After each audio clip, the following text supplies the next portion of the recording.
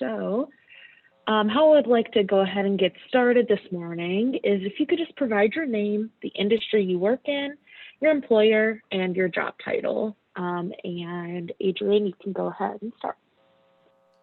Well, good morning. I'm Adrian Reed. I work for AZTEC Engineering Group. We are a transportation consulting firm and environmental services firm. And so we work in the transportation industry, and my title with them is Associate Vice President and Senior Project Manager. I'm the principal of the Indiana office, and we're headquartered in Phoenix, Arizona. Great, and go ahead, Chelsey. Hey, Chelsey Moss. I work in kind of the engineering land development industry. I work for Abram-Moss Design Group, and I am both the president and lead engineer there. Great, thank you guys for go ahead and introducing yourself. So we're just going to kick it off really simple. Could you both share how you got to your career where you are now? What did you go to school for? Did you go to school? What did that look like for you? And how did you end up here? And either of you can start.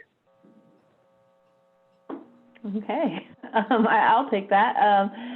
I did go to school. I went to Rose-Hulman Institute of Technology and got my bachelor's. Yep, bachelor's in civil engineering. I also decided to stay there a couple extra years and get a master's in environmental engineering.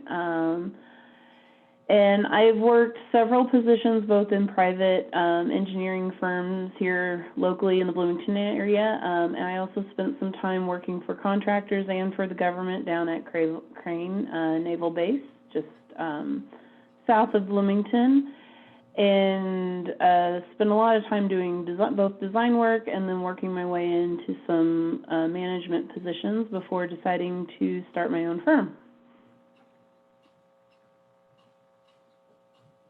Awesome. Go ahead, Adrian. Well, that's interesting because I too went to Rose-Hulman. I graduated in 4 years in 1996. I majored in civil engineering. Most engineering programs are 4 or 5 years, depending on whether you co-op. Rose, at the time I was there, didn't have a co-op really to speak of. A co-op program, and so it was a 4-year program.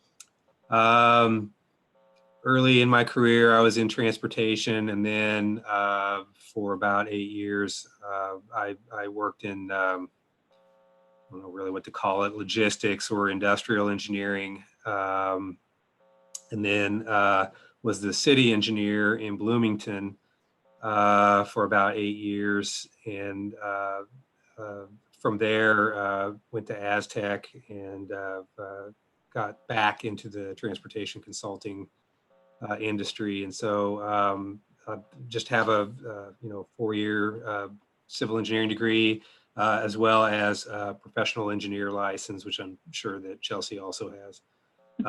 So it's getting your license is also about a 4-year endeavor on top of your degree. So you take a test while you're in college usually, and then if you pass that test and work for 4 years under another professional engineer, you can sit for your professional engineer board. And so that's what I did. And so I've had my PE since 2001, I think. So anything else with that question that I missed? No.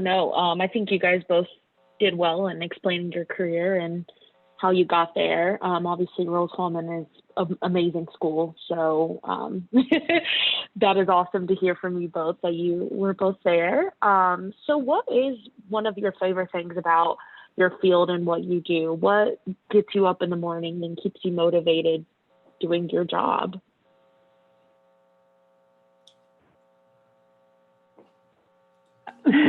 Chelsey, you want to go? I can go. Yeah, I can go. So for me, a lot of it has to do with the variety of projects I work on. So most of what I do is in the land development sector. So that's everything from new subdivisions to some small road work. I don't quite get into the level of stuff that Adrian works on in transportation, but storm and sanitary design, a little bit of everything. Lately I've been working on residential projects, which are always interesting. They tend to be smaller and yet somehow more complex. So there's just always a new problem to solve. And I think that's kind of unique to engineering professions. And I think civil engineering has a lot more of that because it's a very broad field of study. And so especially in the land development portion, you kind of get to touch on a little bit of everything, and it kind of keeps you hopping. Yeah, I think I would echo what Chelsea's talking about, the flexibility that you have in civil engineering. I mean, if you're in environmental engineering, you could be working on water, wastewater plants, utility design, drainage, large scale drainage projects, transportation projects, site development, bridges, buildings. I mean, it's a pretty flexible discipline, and that part of what interested me in that. I have always kind of liked how things move about in a town or in a city, or the interstate system that is in the United States has just always fascinated me. And so from an early age, I felt like I wanted to understand how things operate. Maybe not as much into the details as some engineers can be, but for me, I just have been fascinated with the public process and how projects move forward, how you solicit public input. Civil engineering is very much a people-oriented discipline, and so you have to have those kinds of skills in addition to your technical skills, which, if in engineering school, there's a lot of focus on that and maybe not as much on some of the softer disciplines, such as language, literature, some of those things, but there's certainly overlap where I have had to use my ability to write and communicate much more so than my technical knowledge of a project. Great. Yeah, I think those are really interesting parts of the engineering field. You guys kind of talked about all the different things you can do inside of it.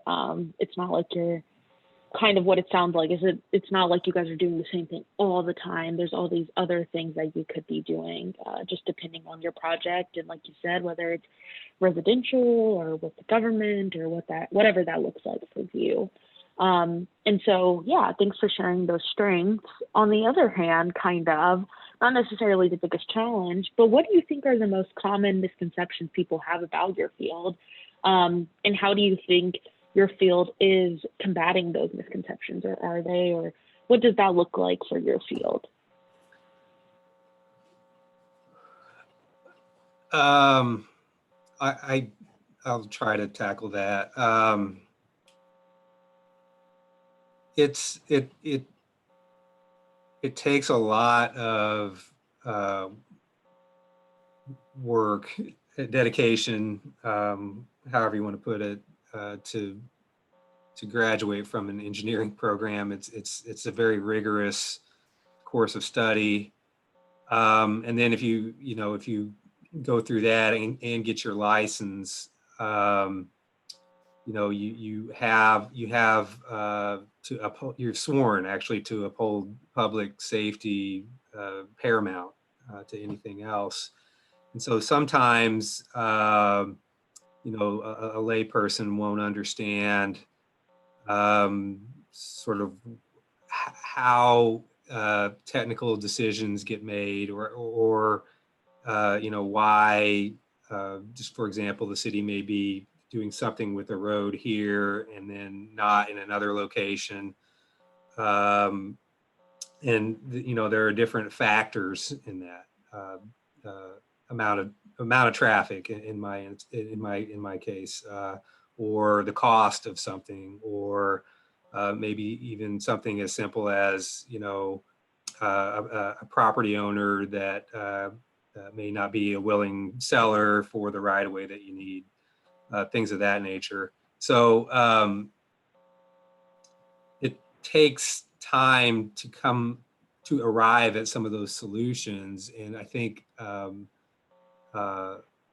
in today's sort of instant answers environment, it just seems like, well, they don't know what they're doing, or it's taking too long, or they're not doing the right things. And it really, I think, is a misconception about what engineers do. And also that amount of training and study and to be licensed to do it is a detractor sometimes. And so I think one of the issues in civil engineering is that it's a field that a lot of the older civil engineers are retiring, and not as many people are coming into it. And it's always, engineering in general has always had a problem attracting women and minorities to study and major in those things. And so those are all important considerations that civil engineering, the industry, has struggled with over the years. And Chelsea's younger than I am, and it was maybe not a pronounced problem, when I was in engineering school, but certainly it's been brought to the forefront, especially in recent years. And she could maybe talk about that. Yeah. So I was actually part of the 10th class from Rose that had women in it. And so graduating class of 2009 was the 10th class. And so I'd say a misconception is that especially civil engineering is considered kind of a man's industry. And it wasn't an issue during school, but I have run into issues in practice with that. A lot of the construction and development industry in general is very male-dominated, and sometimes getting people in those industries to trust you as a woman can be an issue. I take that as a challenge. I enjoy that kind of challenge, but it is a challenge nonetheless. The other thing that I have found challenging as I've run my own business is the amount of educating I have to do for clients in particular. So I deal less with the public sector than Adrian does or has. I deal a lot with private clients, and currently my clientele is a lot of small business owners, churches, and private homeowners, all three of which usually have very little experience with land development, and they don't understand the rules and the regulations. A lot of them think they're just kind of stupid rules and regulations, and so there's a lot of listening to their frustrations and at the same time trying to educate them as to why certain things need to be done, why you need to care about the quality of your stormwater, why your road or your driveway needs to be paved, and why you have to have a certain number of parking spaces, why you have to plant a lot of trees. There's a lot of education, and I'd say probably a good 30% of my time on a project is probably spent educating people about why they have to do things. And I know that sounds like a large percentage, but it's a huge part.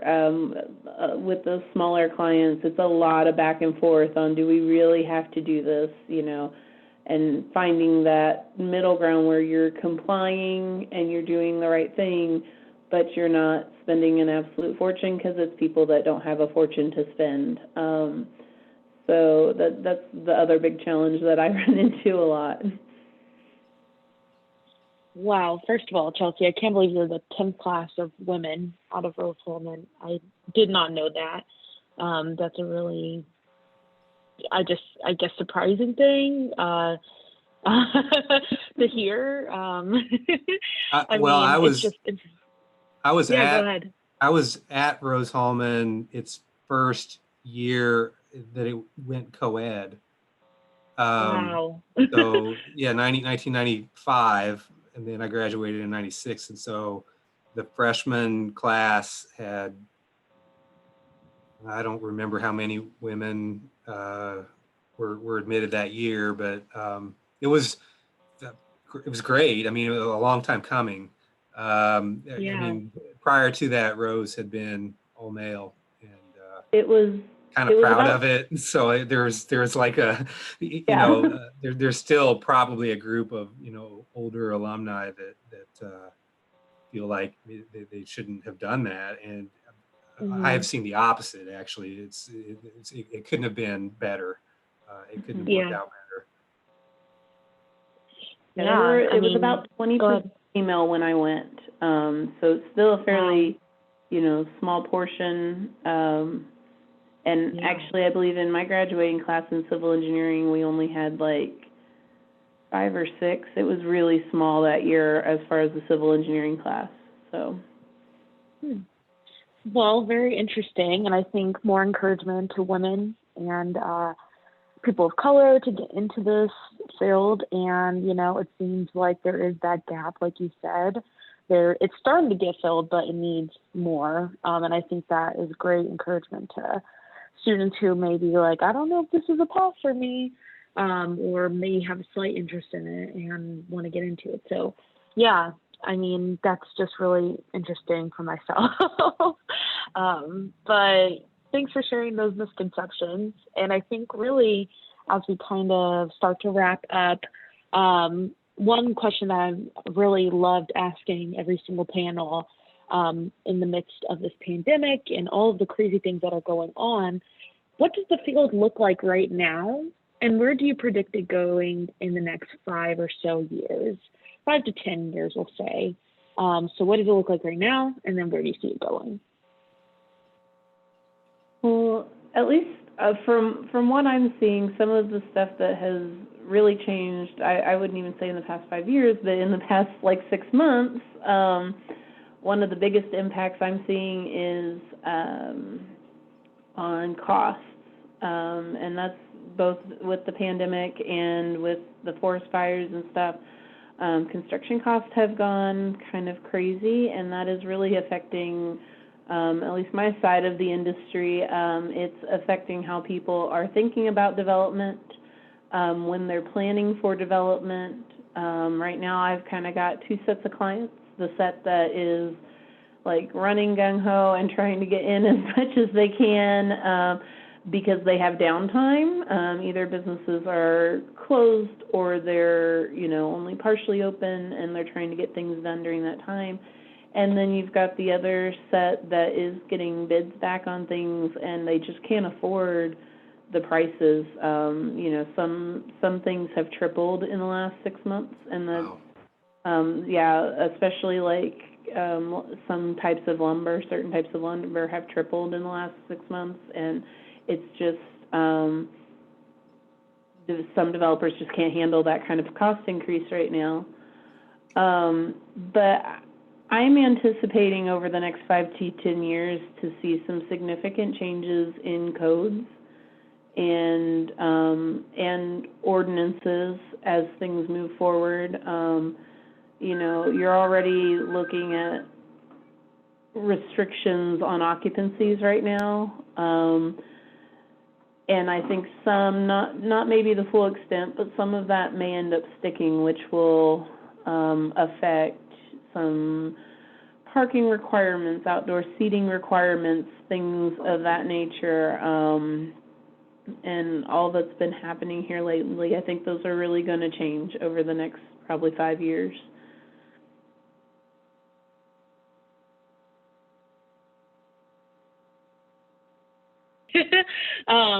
Sorry about that. I guess I was muted and I didn't know, but I don't know where Chelsea went. But if you want to go ahead and close this up in what you think the engineering field looks like right now and where you think it's going, and then we can just be done for the day. Sure. A lot of what I've seen since the pandemic began has been in the how we do business in terms of the technology that we use. The technology itself hasn't changed much, but some of the new tools that I've had to use, we're just bringing on, for example, Office 365, which has Microsoft Teams. And as soon as my company made the decision that everybody must work from home back in March, those tools became immediately effective. And we really haven't seen a drop in the amount of work. In fact, some governmental agencies sped up projects because with less traffic out there, it's a lot easier to get road projects done when you don't have any traffic to maintain or worry about. So now that said, when your clients rely on a lot of gas tax revenue and things of that nature, we are anticipating that there will be a lull in activity at some point next year and the next 2 years because there just haven't been as many people out using the roads and highways and buying gas. Longer term, I expect that that will go back up, and that the projects and things that cities and state agencies are doing will increase again. And certainly, in Indiana, having increased the gas tax, they will have a lot of that revenue to rely on in the future. Now, it'll be interesting to see how much the technology in working from home will impact commuting and things of that nature, or whether people will just prefer to stay sort of remote and not go back into the office. I myself prefer a little bit of office time, maybe not 5 days or 6 days or however many a week, but 2 or 3 days in the office and then the rest of those days at home, things of that nature. But that's what I've seen from the pandemic, and it's been interesting. So I think that's all I have.